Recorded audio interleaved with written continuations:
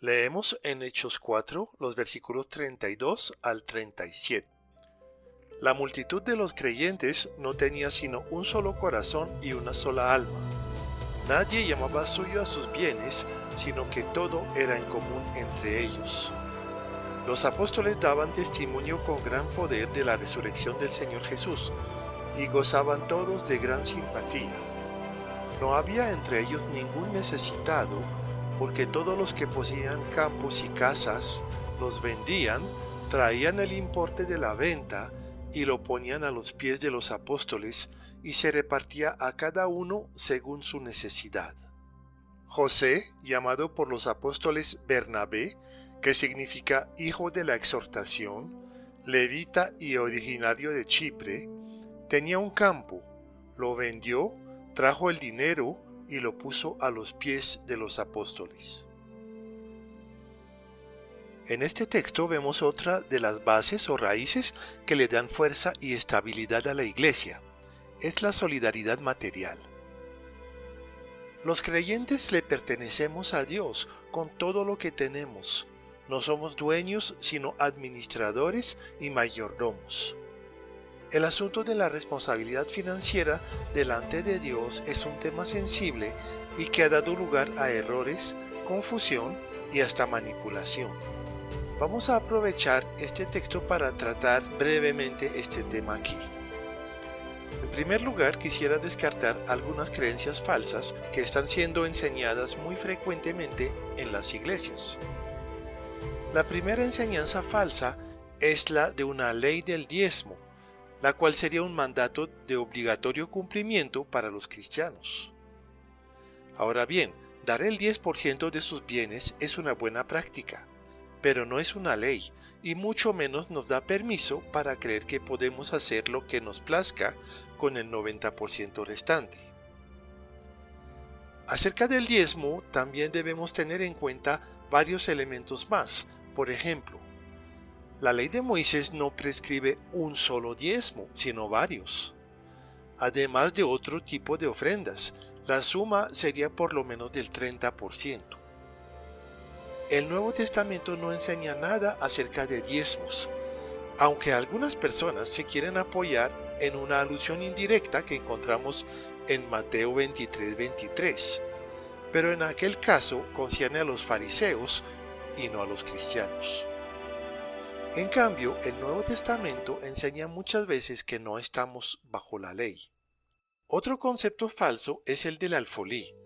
Esta palabra, usada en Malaquías, significa granero o depósito, y era el lugar donde los israelitas regresados del exilio debían traer sus ofrendas para que los encargados de las ceremonias del templo tengan los recursos necesarios.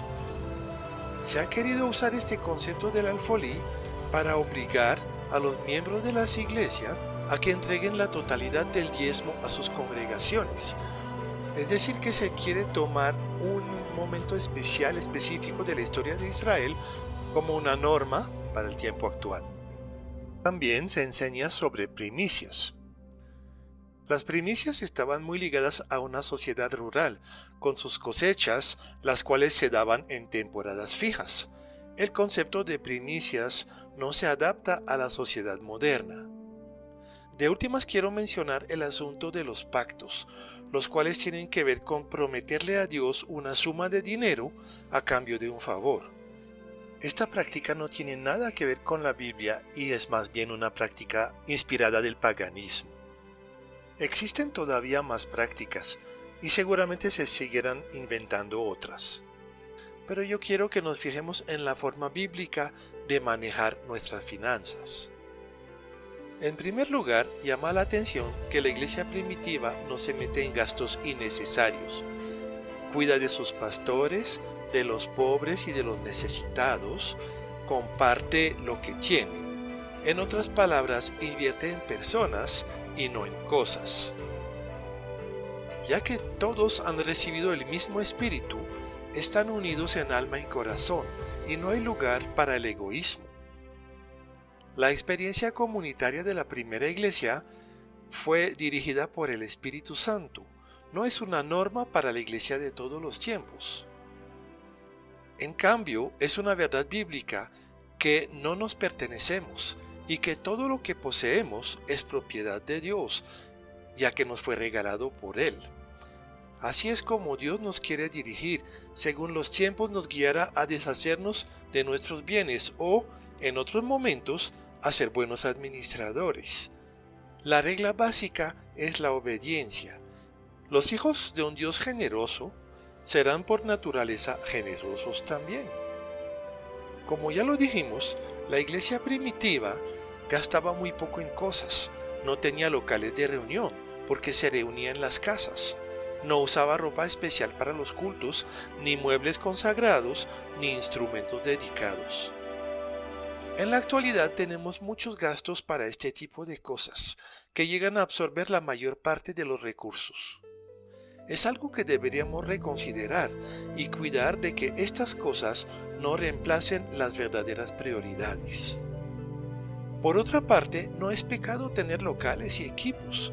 De hecho, en la sociedad moderna no es fácil prescindir de ellos. En este caso es normal que el cristiano, que es miembro de la iglesia, participe de los gastos, ya que aprovecha de estos implementos. O sea que en cuanto a ofrendas podemos resaltar las claves siguientes: generosidad, solidaridad, libertad frente a los hombres y obediencia a Dios. Todo esto acompañado de gozo. Hubo un hombre, José, llamado Bernabé, que marcó mucho su tiempo, marcó a la gente por su ejemplo. Él fue probablemente de los primeros en vender un campo y traer dinero a los apóstoles. Entonces él dio un ejemplo y también nos da una introducción a lo que va a pasar en el capítulo 5.